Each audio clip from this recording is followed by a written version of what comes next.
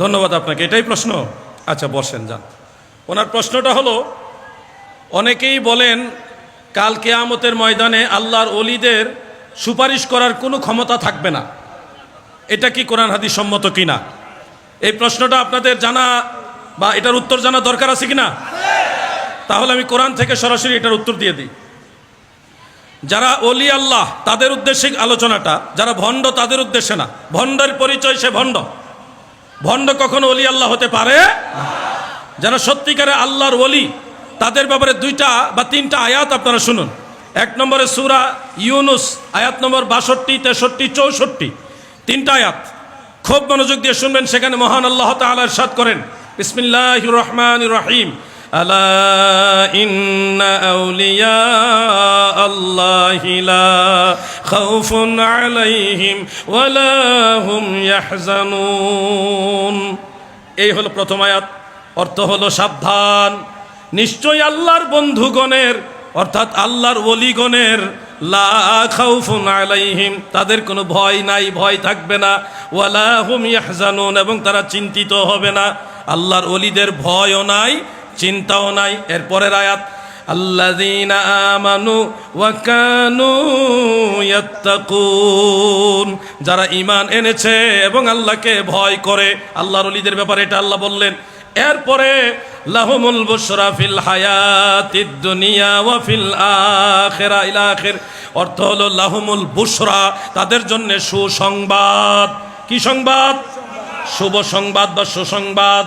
কোন জায়গায়? ফিদ দুনিয়া ওয়া ফিল আখিরা, দুনিয়া এবং আখিরাতে তাদের জন্য সুসংবাদ। তার মানে আল্লাহর ওলিদের সম্পর্কে কোরআনের এই 3টা আয়াত থেকে আমরা জানলাম আল্লাহর ওলিদের ভয়ও নাই, চিন্তাও নাই, দুনিয়া আখিরাতে তাদের জন্য সুসংবাদ। এবার আরেকটা আয়াত আপনারা খেয়াল করেন, এটা সূরা মারইয়ামের মধ্যে এবং সূরা যুখরুফ, 2টা সূরার মধ্যে 86 এবং 87 নম্বর আয়াত।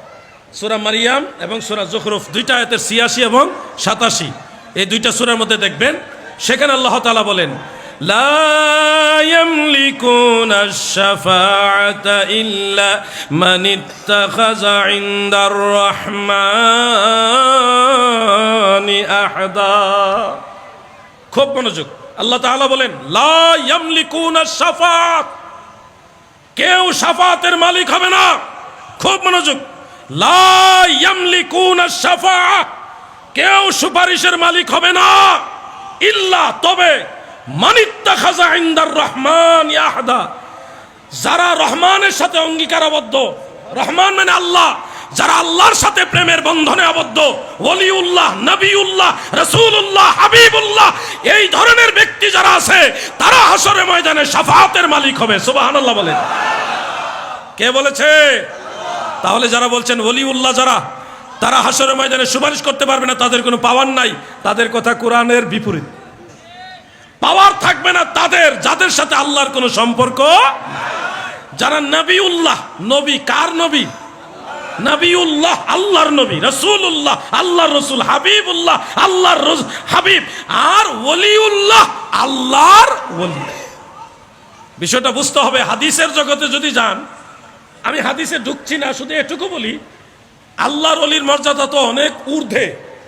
শুধু আলেম যারা, আলেম মুত্তাকি আলেম, যেমন হুজুর আছেন, আল্লাহ যদি হুজুরকে মাফ করে দেন হাশরের ময়দানে, আল্লাহ তাআলা যদি হুজুরকে মাফ করে দেন শুধু, তখন ওনাকে জান্নাতে দেওয়ার সময় ইউকালু লিল আলিম, আলেমকে আল্লাহ তাআলা বলবেন, আল্লাহ তাআলা বলবেন ইশফা, সুপারিশ করো, ফি তালামিজিকা, তোমার শিষ্য যারা, অনুসারী যারা, তাদেরকে সুপারিশ করো।